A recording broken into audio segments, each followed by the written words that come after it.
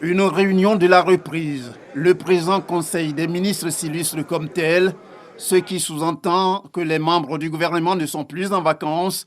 Toutefois, dans l'enceinte du palais présidentiel, la joie qu'ils ont de se retrouver aux côtés du président de la République, Alassane Ouattara, pour reprendre les activités en vue du bien-être des populations est sans équivoque. Une occasion de retrouvailles avec les autres ministres et surtout avec le président de la République. Et donc ça a beaucoup de joie que j'ai retrouvé le président de la République en pleine forme, prêt pour le travail, le développement de notre pays. C'est la reprise avec d'autres enjeux que vous connaissez.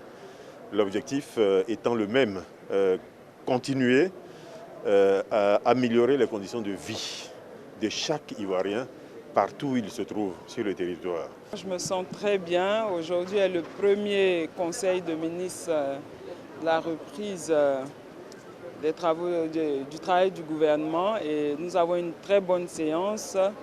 Le président est en pleine forme, le premier ministre est en pleine forme et l'ensemble du gouvernement est très content de la reprise. Nous reprenons le service avec beaucoup d'entrain, avec beaucoup de bonnes perspectives de servir notre pays avec vigueur. Et je peux dire à l'ensemble de nos concitoyens que le meilleur reste à venir. La rencontre de ce mercredi ne s'est pas déroulée sans tenir compte des principes qui consistent à prendre des grandes décisions pour répondre aux différentes préoccupations. Et en la matière, on peut entre autres mentionner la mesure relative à la lutte contre l'incivisme sur les routes, tout comme celle liée à la construction et l'exploitation de la ligne du métro d'Abidjan, avec à la clé la création de plusieurs emplois.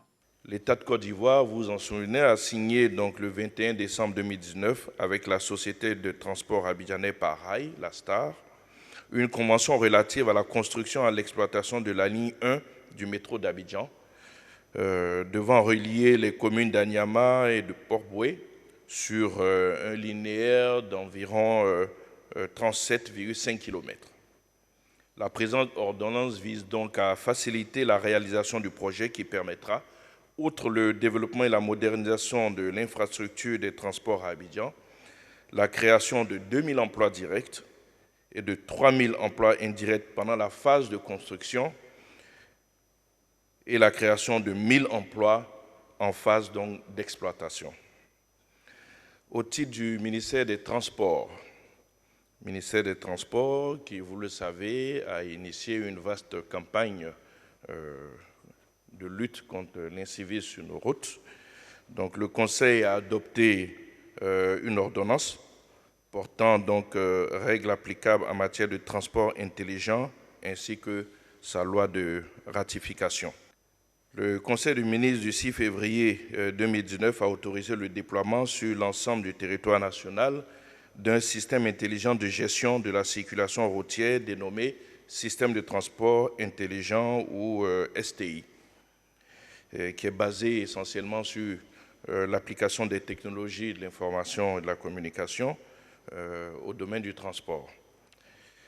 Ce système vise à l'optimisation de l'utilisation des infrastructures de transport et l'amélioration de la mobilité, de la sécurité routière et de la sûreté.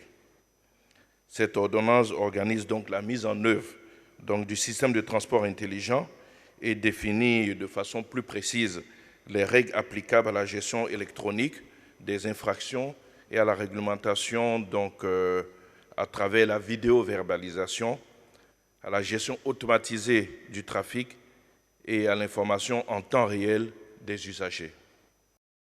Comme on s'y attendait, le Conseil des ministres, en sa session du 8 septembre 2021, n'a pas dérogé à la règle en prenant congé.